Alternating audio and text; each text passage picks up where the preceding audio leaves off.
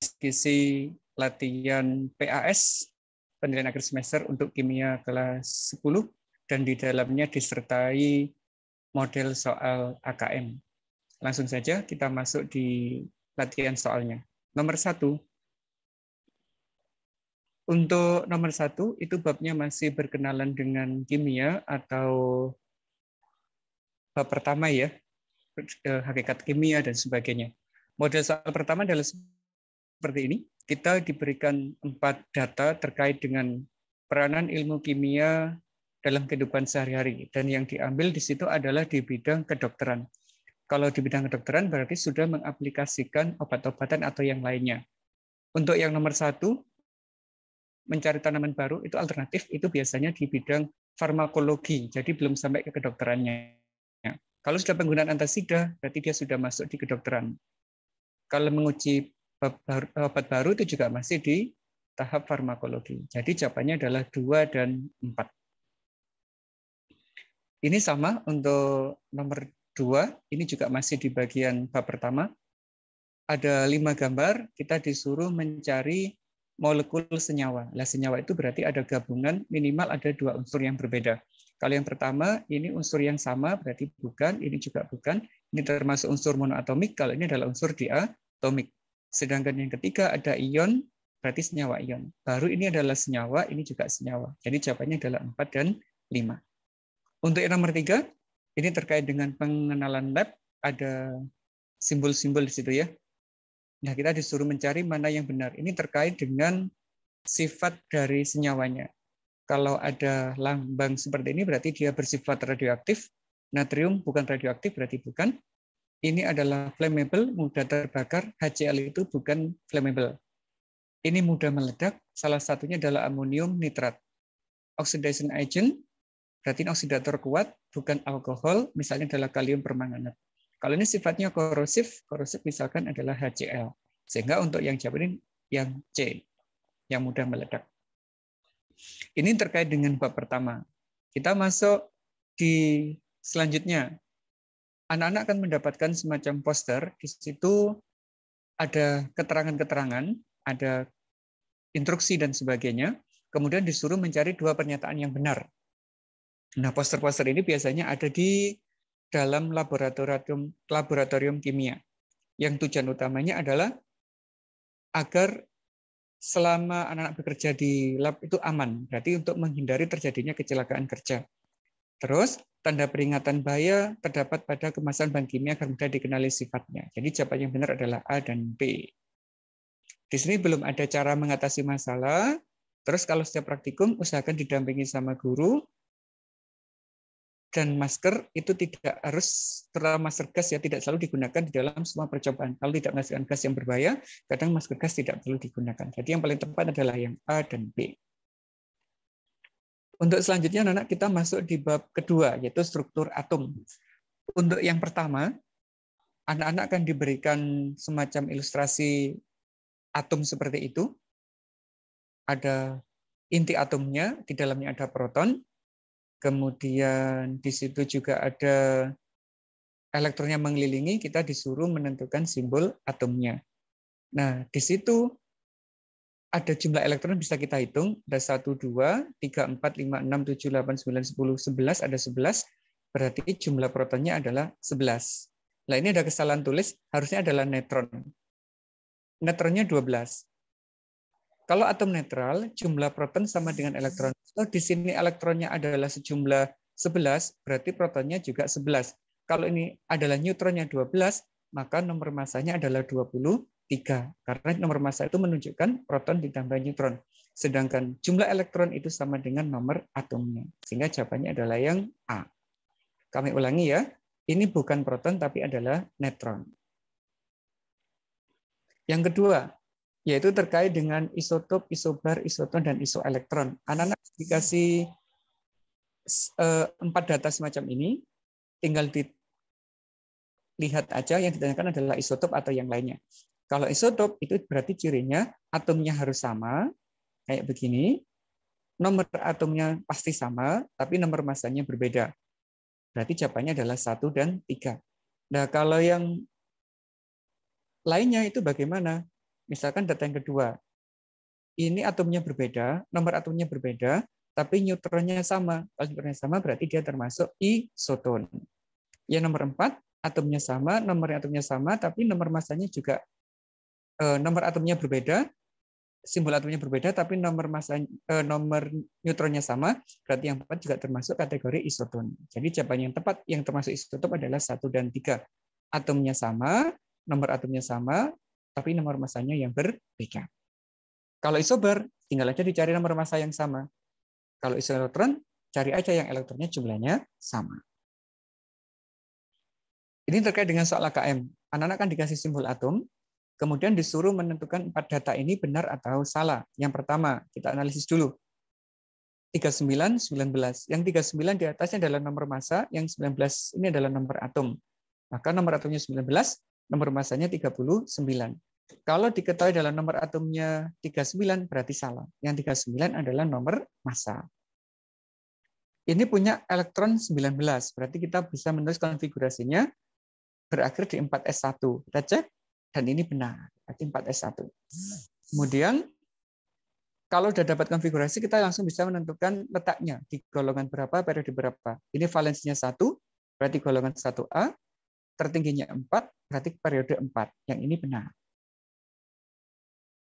Nah, bagaimana untuk bilangan kuantumnya? Kita lihat di sini di 4s1, kita tarik. 4s1 berarti N-nya, kulit tertingginya adalah 4, berakhir di S, subkulit S, berarti L-nya adalah 0, M-nya pasti ada di kotak 0, kalau isinya 1, berarti positif setengah. Berarti N-nya 4, L-nya 0, M-nya 0, S-nya plus setengah. Benar ya jawabannya. Berarti ada 3 jawaban benar, 1 jawaban salah. Nah, ini soal yang kategori baru. Anak-anak akan dikasihkan tabel periodik kosongan begitu, kemudian akan diberi 1 unsur, entah diposisikan di mana, terus disuruh mencari konfigurasi elektronnya yang paling benar yang mana. Caranya mudah sekali. Kita tentukan dulu dia di golongan berapa, periode berapa anak-anak. Ini adalah golongan 1, golongan 2, yang golongan A, ini 3, 4, 5, 6, 7, 8A. Berarti ini ada di golongan 7A. Kemudian kita tinggal lihat periode. Ini periode 1, periode 2, periode 3. Berarti unsur P ini terletak pada golongan 7A, periode 3. Cara lihatnya begitu. Kalau golongan 7A, berarti jumlah elektron valensinya pasti 7. Dan kulit tertingginya adalah 3. Berarti yang mendekati jawaban benar yang ini, yaitu yang E. 3S2, 3P5. Itu ya caranya. Lihat dulu dia di golongan berapa, kemudian di periode berapa, baru kita lihat elektron valensinya. Ini sifat tabel periodik. Ada data, kemudian kita disuruh mencari pernyataan yang benar. Ini adalah data jari-jari atom dan jari-jari ion. Steve, ini ada jari-jari atom, ini ion negatif. Kalau kita lihat, jari-jari ion positif lebih kecil daripada atomnya, tapi kalau negatif berbeda. Jari-jari ionnya lebih besar daripada atomnya. Mengapa begitu? Nah, ternyata berhubungan dengan gaya tarik intinya. Ini makin kecil karena ada elektron yang dilepas, maka gaya tarik intinya makin menguat. Tapi kalau ini ada elektron masuk, maka gaya tarik intinya cenderung untuk melemah. Maka jawaban yang benar adalah yang C. Selanjutnya, ini simple soalnya. Ada 2 data, ada atom X, konfigurasinya Ne, ada 1 panah ke atas. Nah, kalau kotaknya 1, berarti subkulitnya S. N itu nomor atomnya 10. Helium itu 2. Maka dari ini 10 ditambah 1, kita langsung tahu nomor atomnya. 10 tambah 1 adalah 11. Berarti jawaban itu adalah 11. Sedangkan untuk yang Y, ini nomor atomnya 2. Berarti 1S2, 2S2, 2P4. Nah, golongannya dari sini aja ketemu. 2S2, 2P4. Jumlah valensinya 6, kulit tertingginya 2. Maka dia termasuk golongan 6A periode 2. Gitu. Selanjutnya, ada unsur X, nomor atomnya 37, nomor massanya 86. Terletak pada golongan dan periode berapakah dia? Caranya mudah, langsung konfigurasikan di sini 37. Pakai yang panjang boleh, pendek boleh. Kalau pendek pakai ini. KR 36, terus 5s1. Berarti valensinya adalah 1 di kulit 5 subkulitnya S. Maka golongannya adalah 1A, periodenya 5. Lanjut. Ini soal yang menantang ini, anak-anak. Ada unsur X, konfigurasinya begitu, berakhir di 4s2 3d10. Hati-hati ya, ini adalah membacanya 4s2 3d10. Tapi nulisnya boleh 3d10 dulu, 4s2 boleh, nggak masalah. Tapi bacanya sesuai dengan aturan Aufbau, ini 4s2 3d10. Mana pernyataan yang benar? Apakah nomor atomnya 30? Tinggal ngecek aja jumlah elektronnya. 2, 2, 6 berarti 10. 12, 18, 28, 30. Berarti ini benar. Kalau ini benar, pasti 3 benar. Lah bagaimana yang 2? Apakah dia termasuk unsur alkali tanah? Alkali tanah itu kan golongan 2A ya. Sedangkan ini berakhir di 4S dan 3D. Itu adalah ciri dari unsur transisi. Kalau transisi, berarti bukan alkali tanah. Maka nomor 2 salah. Kalau nomor 2 salah, 4 pasti salah. Karena jawaban 1 dan 3 benar. Jadi jawabannya 1 dan 3. Lanjut, ini kita masuk ikatan kimia. Nah, salah satu soalnya anak-anak akan diberi simbol atom begini. Kemudian anak-anak harus bisa menentukan dia berikatan ionik atau berikatan kovalen, kemudian rumus kimianya seperti apa. Nah, bagaimana cara melihatnya? Cukup dilihat di elektron terakhirnya, anak-anak. Di sini atom terakhirnya adalah 2. Ini 2. Sedangkan yang ini ada 1, 2, 3, 4, 5, 6. Berarti ini golongan 2A, ini golongan 6A. Berarti bisa kita jawab sekarang kalau udah ketemu golongannya. Golongan 2 itu cenderung membentuk ion X2+. Sedangkan golongan 6 itu cenderung membentuk ion negatif 2. Ada ion positif dan ion negatif, ikatannya selalu ikatan ionik. Itu cirinya. Ada positif negatif, ikatannya ionik. Bagaimana rumus kimianya? X ngambil muatan ini. Berarti X2, Y-nya ngambil muatan ini. 2 juga. Berarti X2, Y2, atau kita sederhanakan menjadi XY. Maka kalau ada 2 atom kayak begini berikatan, akan membentuk senyawa dengan rumus kimia XY yang berikatan ionik. Lanjutnya, ada atom 6X dan 1Y. Maka struktur Lewis-nya adalah, nah kalau kayak gini, yang pertama kita harus membuat konfigurasinya dulu. X misalnya, 1S2, 2S2, 2P, 2. Berarti ini valensinya 2 tambah 2, 4. Yang Y, 1S1. Nah, untuk stabil dia kurang 4, untuk stabil dia kurang 1, karena menggunakan kaidah duplet. Yang ini kaidah oktet.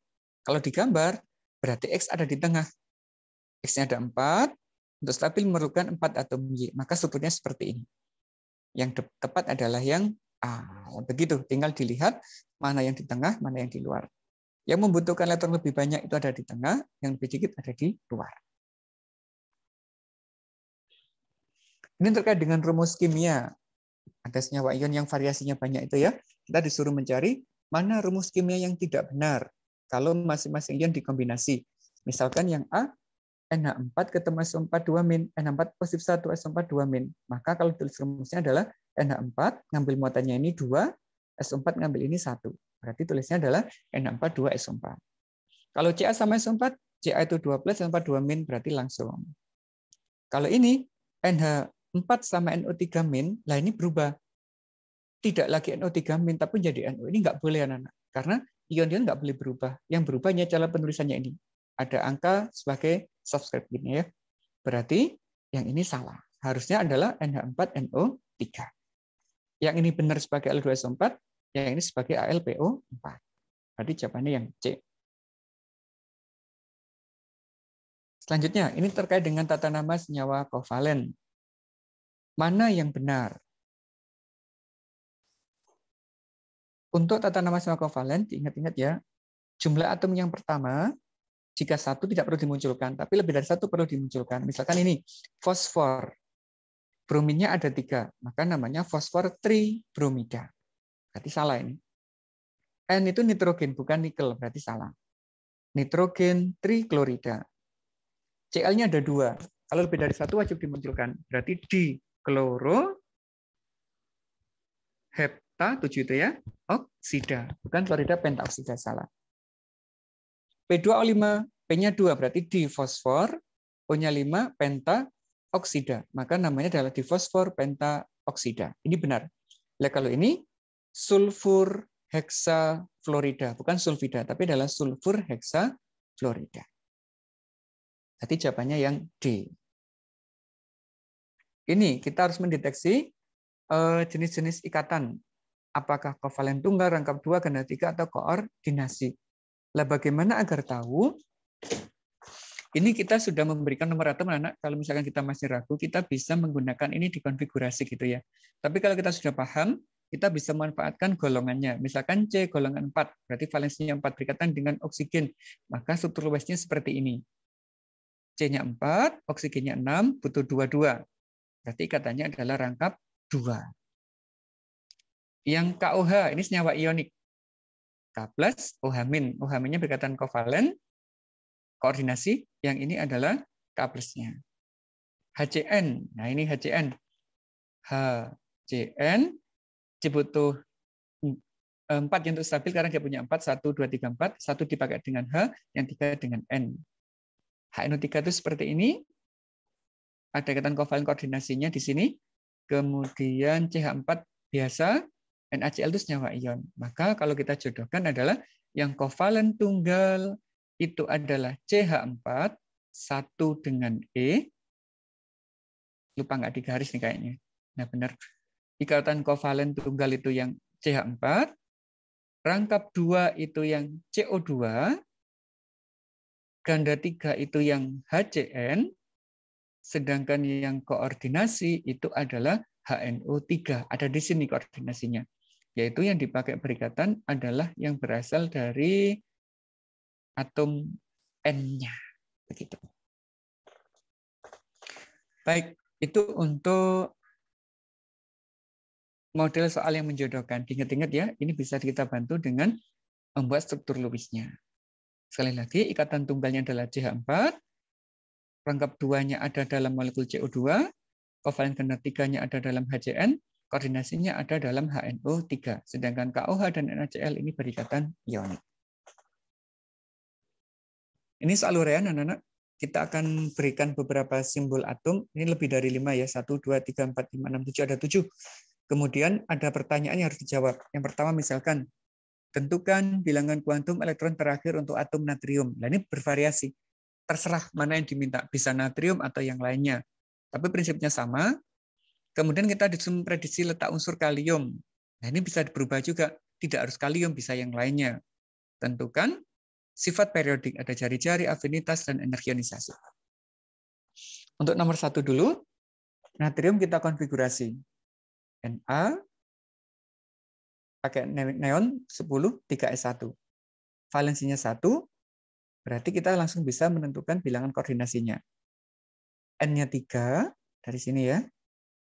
L-nya 0 karena berada di subkulit S. M-nya 0 karena di kotak 0. S-nya menghadap ke atas, maka positif setengah. Berarti ini jawabannya. N3, L0, M0, S-nya positif setengah. Untuk yang nomor 2, letak unsur kalium. Berarti perlu kita konfigurasi. AR itu 18, maka sisanya 4s1. Berarti elektron valensinya adalah 1, berakhir di subkulit S di kulit keempat. Maka dia terletak pada golongan 1A periode 4. Nah, terus bagaimana jawab yang nomor 3? Karena atomnya banyak, ini kita wajib mengkonfigurasi keseluruhan agar tahu dia ada di golongan berapa, di periode berapa. Setelah itu baru kita buat tabel periodik sederhana. Langsung ya. Li konfigurasinya begini, berarti golongan 1A periode 2. Ini golongan 1A periode 3. Ini golongan 1A periode 4. Ini golongan 2A periode 2. Golongan 2A periode 3. Golongan 6A periode 3. Ini ada golongan 7 periode 2. Berarti anak-anak ada beberapa golongan ini. Ada golongan 1, golongan 2, 4, dan 5. Ada 4 golongan. Kita siapkan. Golongan 1A, 2A, 3, 6A ya, dan 7A. Terus kita tentukan periode. Ini periode 2, periode 3, periode 4. Berarti ada periode 2, 3, 4. Langsung kita posisikan litium di sini. 1A periode 2. Natrium di sini. Kalium di sini. Berelium di sini. Magnesium di sini. Belerang di sini. Fluorin di sini. Nah, ketahuan sekarang. Nah, kalau sudah kita bentuk menjadi tabel periodisera, akan ketahuan mana jari-jari terbesar. Jari-jari terbesar itu adalah yang paling bawah dan yang paling kiri. Berarti terbesarnya adalah kalium. Afinitas terbesar. Afinitas itu berarti yang paling mudah menarik elektron. Paling kanan, paling atas. Berarti jawabannya adalah fluorin. Mana yang paling besar energi ionisasinya? Yang paling kanan, paling atas juga. Maka jawabannya juga fluorin. Ingat-ingat ya, dalam satu golongan dari atas ke bawah, yang makin besar adalah jari-jarinya, energi ionisasi, afinitas, elektronegatifan semakin kecil. Berarti, kalau kita paham dalam satu golongan, satu periode akan langsung tahu. Itu cara jawabnya. Lanjut. Simbol atomnya masih sama, kemudian ada pertanyaan nomor 4, kita disuruh menuliskan rumus kimia, jenis ikatan, dan nama senyawa yang terbentuk jika kalium berikatan dengan belerang, kalium dan belerang. Terus belerang dan fluorin. Berarti ada 2 ya, kalium dan belerang, belerang dan fluorin. Kalium itu ini, kita konfigurasi dulu.